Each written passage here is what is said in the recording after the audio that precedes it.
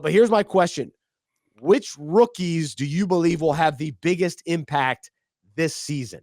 So the guys that you're targeting to have an impact this year, who do you think those maybe top 3 guys will be?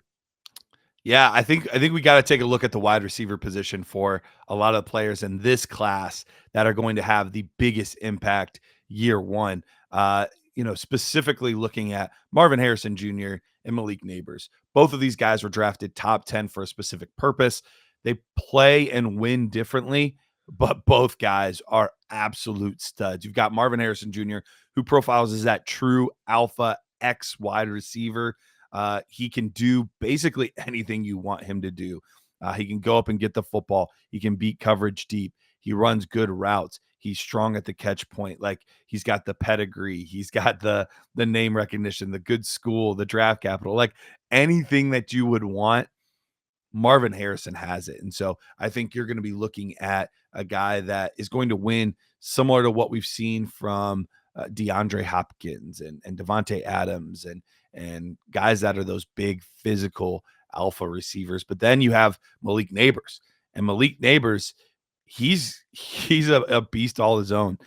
This is a guy that's going to run a lot more over the middle of the field, a big yards after the catch guy, great speed, just a dynamic playmaker that when you get the ball in his hands, special things can happen. And so both of these players, I think there is a route for them to be wide receiver ones in their rookie campaign, which is hard to do.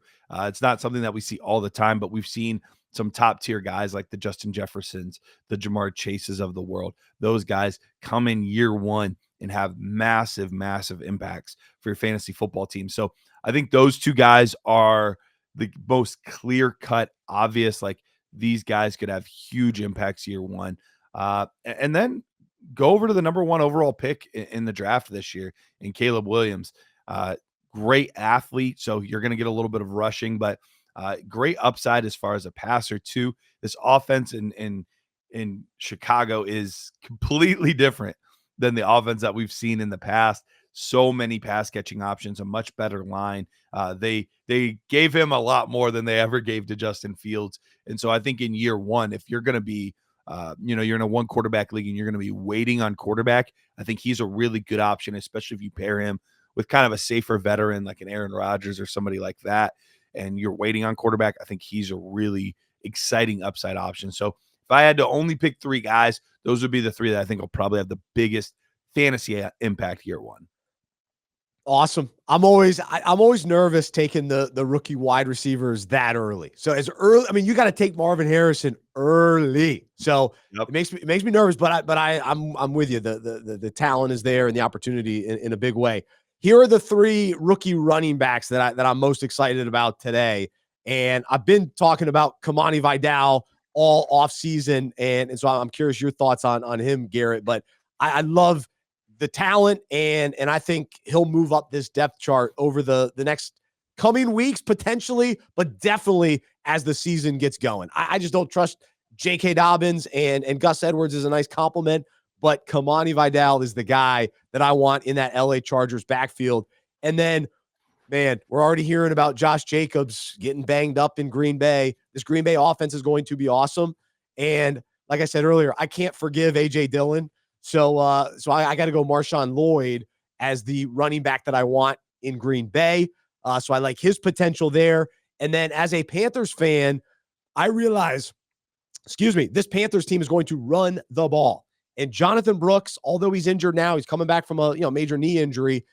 Apparently he's going to be ready week 3 or 4. I like that I know that because I can draft him with that in mind. And usually I don't like guys that I know are already going to miss weeks, but I know that he's going to come into this offense and be relied on and have plenty of opportunity and plenty of carries as the season goes along.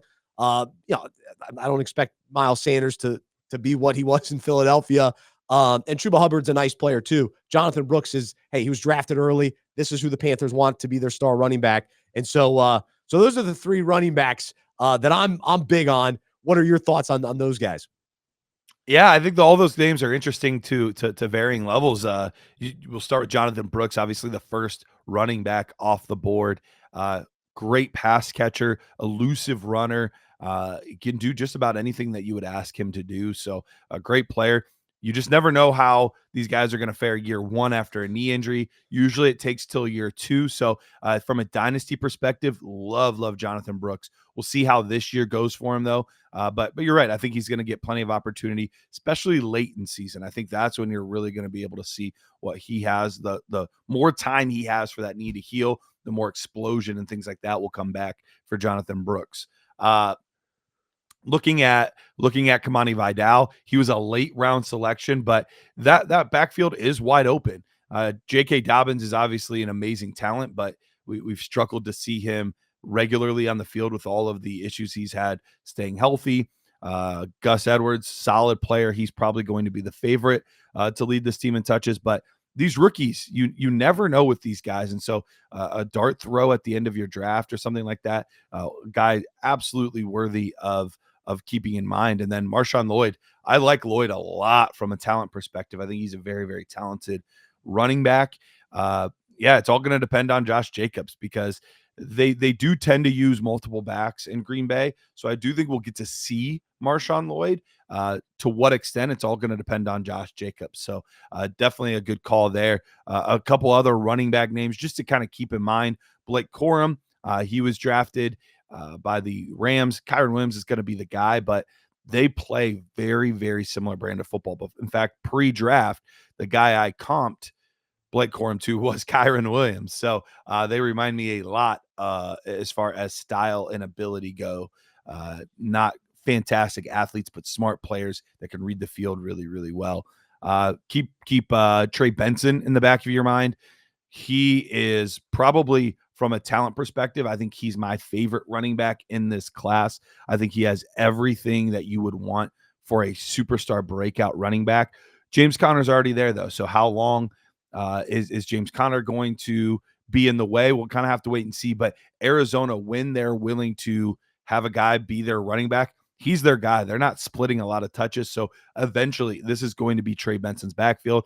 It's just a matter of when, not necessarily if. Last one to keep in mind, keep Jalen Wright on the back of your mind, another guy to draft a little bit later or priority with your waivers, because the two running backs ahead of him are dynamic guys. Devon Achane, I love. Raheem Mostert is a stud. Both of these guys are awesome, but it's an offense that is going to feed the running back. We saw both of these guys have huge numbers last year, but both have been known to get banged up and injured quite a bit. And so if either one of them goes down, Jalen Wright is cut from the same cloth, and he is a home run hitter waiting to happen. So just another name to keep in mind at the running back position. Those are great. It's a good group of runners, even though, they went a little bit later in drafts in the NFL draft. These guys are worth rostering in a big way. And Trey Benson, yes, let's go. But James Conner's getting so much love from training camp, which is interesting. Yes. The veteran getting the hype. So we'll see. But yeah, I think Trey Benson's a good one.